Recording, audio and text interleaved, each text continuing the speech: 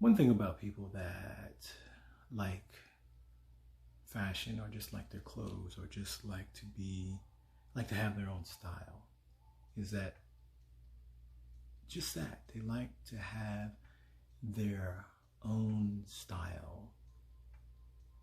I have different glasses, different hats, different shirts because they all give me different looks. And some of them, some of my glasses, I put them on and think I look intelligent.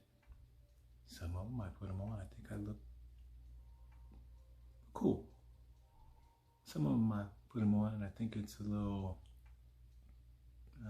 geeky or just that guy, the nerdy guy or average. And then I have one pair I put on and I think I look sexy. Now, those are my thoughts, which is why I chose them, because you have different moods, different feelings, different times you want to be perceived as something extra on top of yourself, or at least me. I don't ever want to be something else other than myself, but I do enjoy presenting the different parts of myself. And by enjoy presenting, I don't mean necessarily for you, but for me, in terms of being that little corner of myself that I don't always get to be, or emphasizing that part, even if it's just me standing in a room or in the garage working or working out or on the motorcycle taking a ride and feeling just free.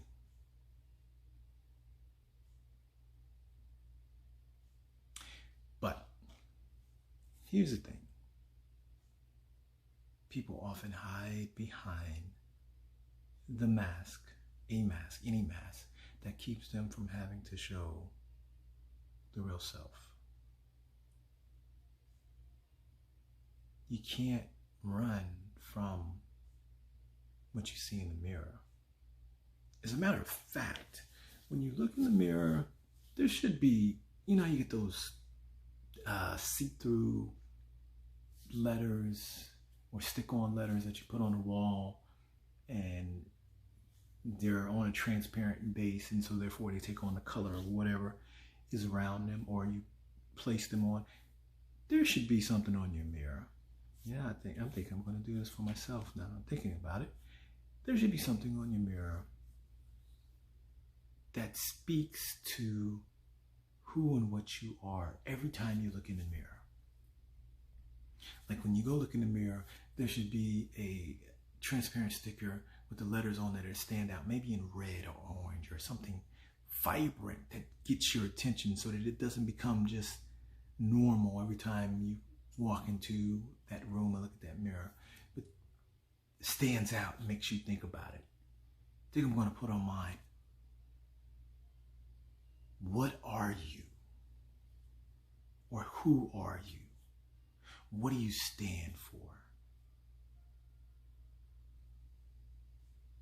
So regardless of what you have on, what you're putting on, and what you think you look like, when you look in that mirror and you see that question and you ask yourself that question, what am I? Who am I? What do I represent? What do I stand for? What's my motivation? What's my fear?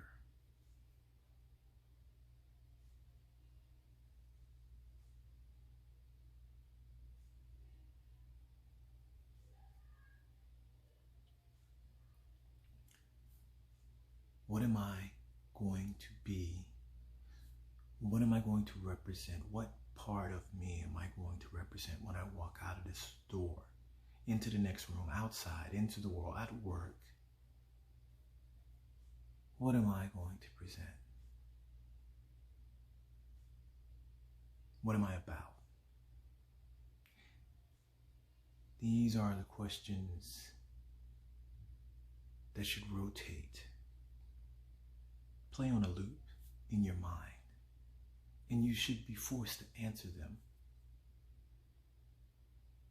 or think about answering them, because in that you learn, if you don't know already, who and what you are. In that you build, because you have to figure out, if I'm not this already, how do I get to that? And then also, when you look in that mirror and you see the question, and while you may be wanting to present different facets of yourself or present yourself as something else, what you see in that mirror is you. It's what the look on your face, not the shirt you're wearing, not the makeup you put on, not the wig or how you trim your mustache, or the suit that you just ironed, or dress shirt that you just ironed. Hopefully your suit's pressed when you get it from the cleaners. If not, take it back. But underneath all of that, any of that, is the self, and you can't change that. I mean, you can manage that differently. So I guess we see that as change, but that is who you are. And when we're fighting that, then we're always at war. This is why we get into conflict with other people, because we want them to think that we're this thing, this presentation that we haven't fully developed, because we don't know what it is, because we don't know who we are. But we expect them to take us at this half-ass presentation that we're putting out there. Take it as truth. And so we're at conflict with them because we're at conflict with ourselves. So it's a perpetual cycle of conflict that we've created just because we haven't looked in the mirror and asked ourselves the question that we need to answer.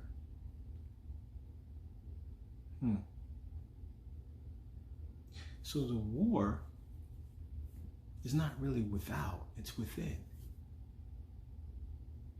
Even warmongers want peace.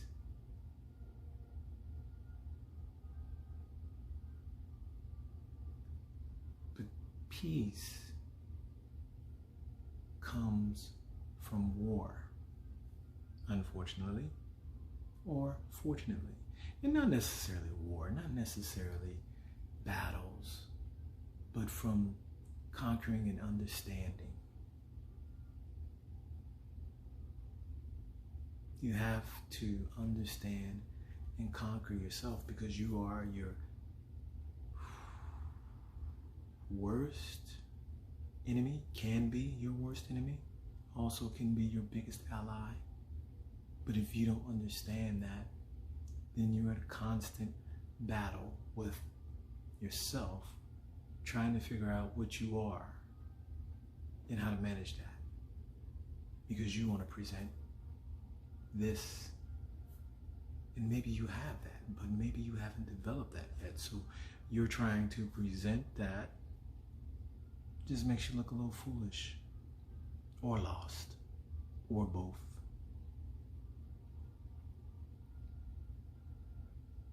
You want peace?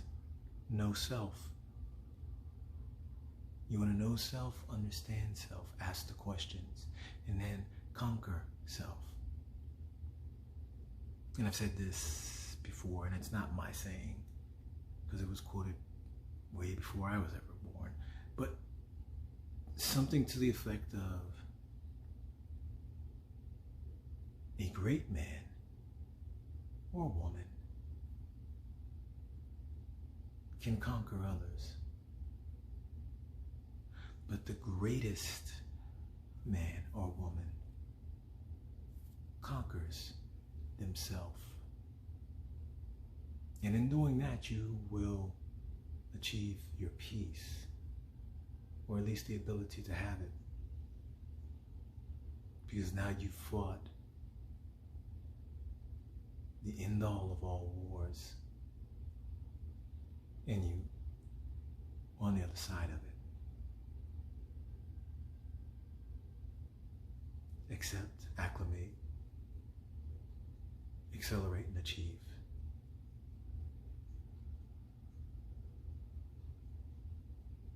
Peace is on the other side of the battle. The battle is usually within, or at least the roots of it there are within. These are within. You have people in these relationships, you have people in jobs, you have people in just their life, and it seems like they can't get it. They can't get right. Jingling, just can't get right. Give them $1 million, they can't get right. Give them the greatest title, they can't get right. Give them everything that they say they want, but they just can't get right. Because they didn't get right from the source. If you have underlying issues, it's like getting on a plane and you've got 4 big suitcases and you're trying to stuff them into the overhead carry-on compartment. Your bags don't fit. And you want to get an issue with the airline, you want to get an issue with the stewardess, you're having conflict with everybody, the person sitting next to you, because your bags that you should have never bought onto the plane don't fit into the luggage, overhead luggage bin. Let me repeat that in more simple terms. You're mad with other people because you brought luggage to the scenario instead of getting rid of the excess baggage or putting it down below where it should have been in the first place. You brought your baggage, your excess baggage, and now you want to put it on everybody else like it's their fault. No. You have to resolve your baggage issues. Then you have a smooth transition getting onto the plane, and the plane getting you to where you're trying to go.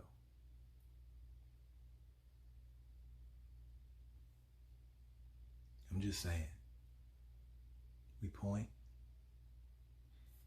and that's a very famous thing.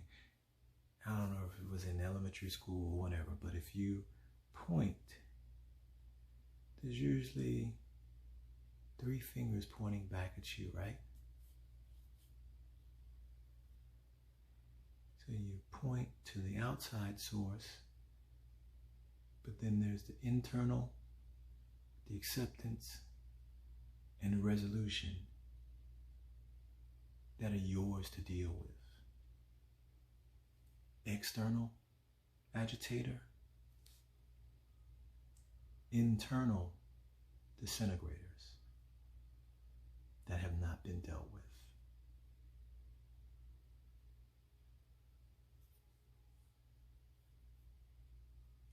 Peace is on the other side of the battle.